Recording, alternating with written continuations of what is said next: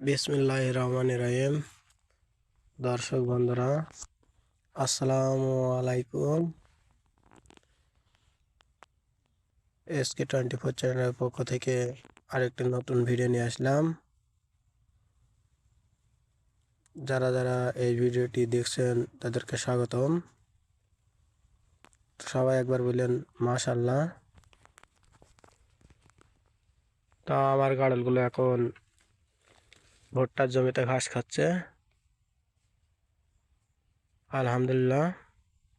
আমাদের এলাকায় এখন পেঁয়াজ ভুট্টা সব গোছানো শুরু হয়ে গেছে।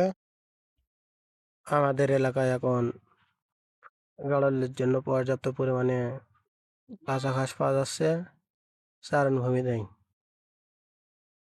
আমার গাড়লগুলো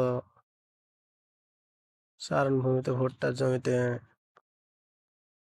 ছড়িয়ে ছিটিয়ে সুন্দরভাবে ঘাস খাচ্ছে।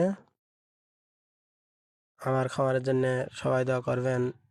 আল্লাহ হাফেজ।